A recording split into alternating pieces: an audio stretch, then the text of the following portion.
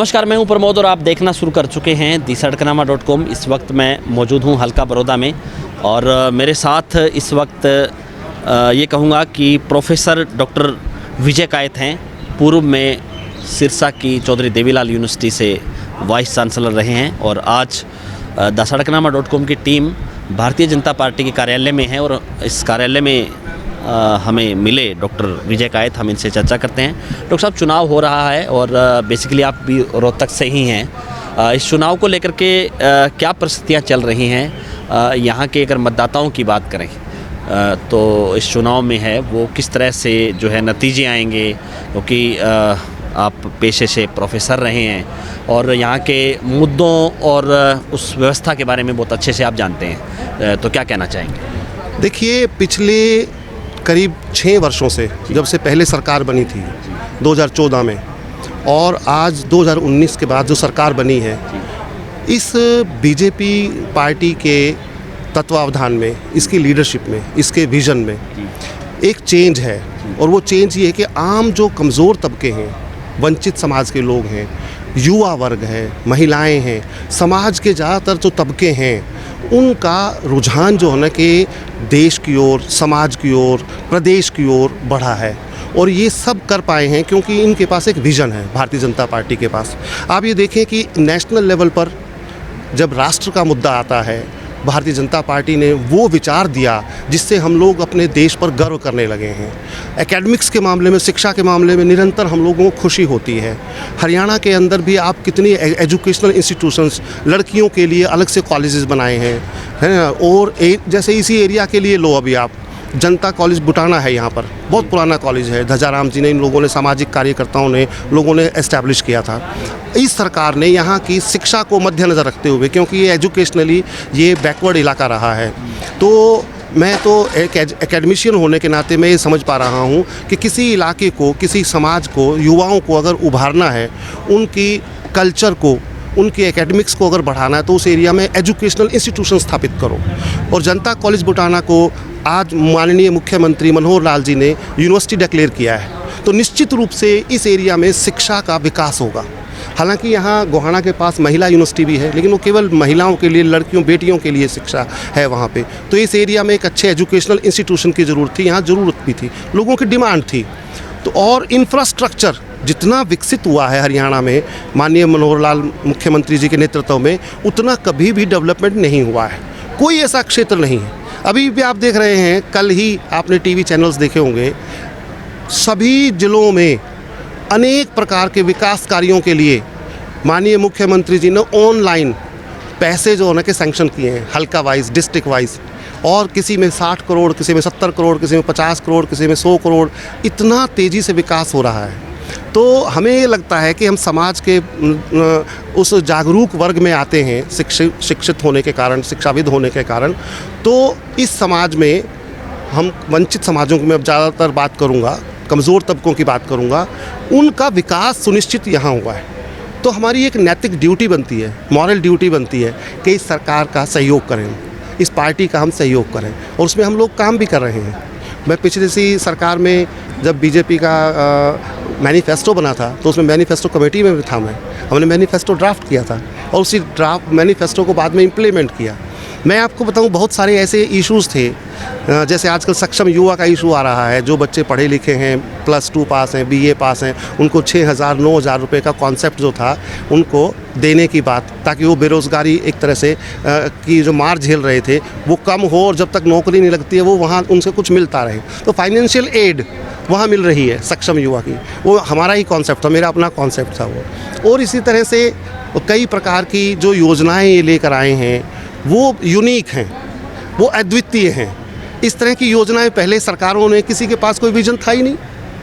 पहली बार इस सरकार के पास एक विज़न है, एक थिंक टैंक है कि समाज के कमज़ोर तबकों के लिए क्या करना है, युवाओं के लिए क्या करना है ना, और महिलाओं के लिए, बेटियों के लिए क्या करना है, इलाके के लिए क्या करना है, पर्टिकुलर एरिया में किस चीज़ की डिमांड है, किस समाज को एमिलियोरेट कैसे करना है।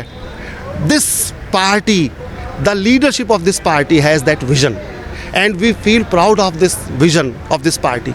That's why हमें ये लगता है कि हमें इस पार्टी का, इस सरकार को आगे बढ़ाना चाहिए, इसलिए हम लोग यहाँ काम कर रहे हैं। तो क्या लग रहा है चुनाव के जो नतीजे हैं वो किस तरह से आएंगे? क्या यहाँ के लोग, जिस तरह से आपने शिक्षा की बात की, तो क्या उन मुद्दों पे लोग विचार करेंगे? लोग क्या कह रहे हैं? हम अभी जो है ना कि कई हलकों, कई गाँव में घूमे हैं, रूखी वगैरह, रास्ते में ठसका, आपके गोहाना में कई मोहल्ले हैं जहाँ जहाँ वंचित समाज के लोग रहते हैं, हम वहाँ गए हैं, जा रहे हैं। तो हमें ये लग रहा है कि लोग जो है ना कि बहुत ही सरकार से बहुत खुश हैं, और ख़ासकर कमज़ोर तबकों के लोग जो है ना कि इस नेतृत्व पर बहुत ज़्यादा विश्वास करते हैं। और माननीय मुख्यमंत्री मनोहर लाल जी पे और डॉक्टर और जो ये योगेश्वर दत्त जी हैं, ये एक बहुत अच्छे आइडियल कैंडिडेट हैं, आदर्श कैंडिडेट हैं। किसी प्रकार की कोई वो लाग लपेट नहीं है, कोई किसी प्रकार का विरोध नहीं है। और ओम प्रकाश धनखड़ जी जो जब से अध्यक्ष बने हैं, तो और ज़्यादा जो है ना कि इस एरिया में, क्योंकि इस एरिया में उनका काम ज़्यादा है, तो इस एरिया में और ज़्यादा उनकी तरफ अट्रैक्शन है, और वो खुद फील्ड में जाके काम कर रहे हैं, हम भी देख रहे हैं। तो जनता जो है वो समाज के सभी तबके, वो उनकी नज़र जो है माननीय मुख्यमंत्री जी पर है, ऊपर केंद्र में। और ये है कि यहाँ पर ये है, जैसे ऊपर ये था कि मोदी हैं तो सब कुछ है, उसी तरह से यहाँ मनोहर लाल जी हैं तो बहुत कुछ है, सब कुछ है। तो विकास की ओर इशारा है, और वो देख रहे हैं। रुझान है लोगों में, जिन जिन गाँवों में, एरियाज़ में हम लोग गए हैं, वो योगेश्वर दत्त जी को वोट दे रहे हैं। बहुत अच्छे मार्जिन से मैं कहता हूँ वोट मिलने वाले हैं, और ये पार्टी जीतेगी। डॉक्टर साहब, आप भी चूँकि आपका भी लोकसभा चुनाव में पैनल में नाम चला था कि सिरसा से आप उम्मीदवार हो सकते हैं। हालांकि सुनीता दुग्गल उम्मीदवार भी बनी और उसके बाद एमपी भी बनी। आपका क्या विजन था सिरसा को लेकर के, और सिरसा ही क्यों आपने चुना? देखिए, वो तो हम लोग पार्टी पर आश्रित हैं, भरोसा करते हैं, और पार्टी की लीडरशिप पर उन्होंने ऐसा नाम चलाया और पैनल में नाम था। तो मैं वही बात कह रहा हूँ कि इस पार्टी के पास एक ऐसा विज़न है, ये बंदे की जो कैलिबर है, उसकी योग्यता, और वो सरकार के लिए, स्टेट के लिए, जनता के लिए कहाँ वो लाभदायक साबित हो सकता है, कहाँ वो उस एरिया के काम कर सकता है, ये पार्टी देखती है। पार्टी का प्रदेश नेतृत्व भी देखता है और केंद्र का नेतृत्व भी देखता है, और वही बात सोच करके उन्होंने मेरा नाम चलाया और पैनल में नाम रखा गया। ये अलग बात है कि उन्होंने बाद में जो है ना कि जब वो फाइनल टिकट होने लगी, तो वो भी सोच समझ करके दिया गया होगा।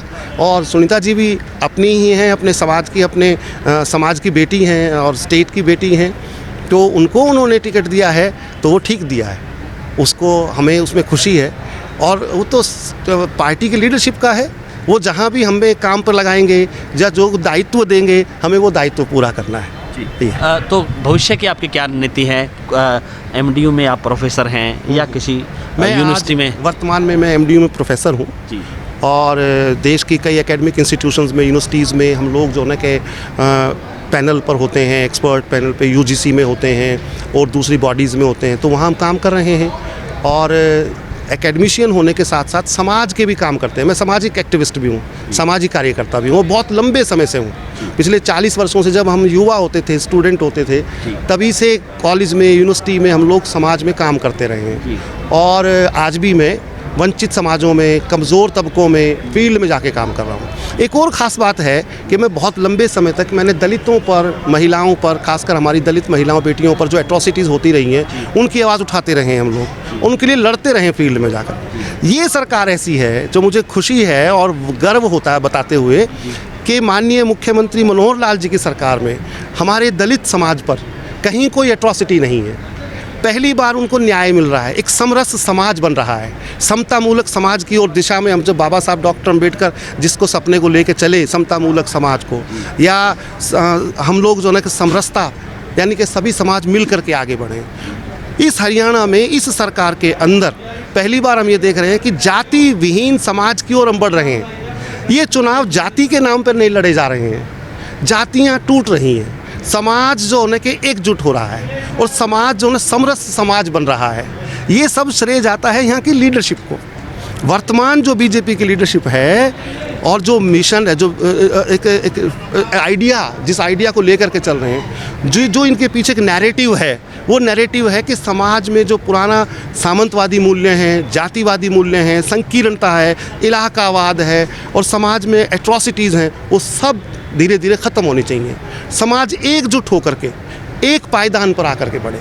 और इस सरकार में तो माननीय मुख्यमंत्री जी खुद अंत्योदय की एक गतिविधि होती है उसको चलाते रहे हैं, उसके अध्यक्ष रहे हैं, हम भी कहीं ना कहीं लगे हुए हैं। तो उसमें तो समाज का जो निचला तबका है, सबसे निचला तबका, उसके प्रति जो इस सरकार में उसको उठाने का, उसको विकास करने का, उसको एमेलियोरेट करने का जो विज़न यहाँ है, वो that is marvellous, that is unique और हम उसके कायल हैं। हमारे अपने समाज में अब देखिए गोहाना में ही कांड हुआ था, I was very active in that. और हमें अपने समाजों को बराबर करने के लिए, न्याय दिलवाने के लिए और सभी दोनों समाजों को एक जगह बिठा करके एक भाईचारा कायम करने के लिए, बराबरी पे और उनकी समन्वय करने के लिए हमने काम किया। हम सब मिल करके काम करते रहे, तो उस दिशा में हम काम कर रहे हैं। ये सरकार वही काम कर रही है, इसीलिए इस सरकार को आगे बढ़ना चाहिए और यही सरकार समाज में जातियों को तोड़ करके एक समृद्ध समाज बनाने का मिशन पूरा करेगी। यही पार्टी करेगी, भारतीय जनता पार्टी। धन्यवाद। तो ये थे मेरे साथ डॉक्टर विजय कायत। लगातार हमारे साथ बने रहिए। हमारे यूट्यूब चैनल को आप सब्सक्राइब कर दीजिए और अगर ये वीडियो आप फेसबुक या ट्विटर पे देख रहे हैं तो हमारे पेज को फॉलो कराना बोले। बहुत बहुत शुक्रिया।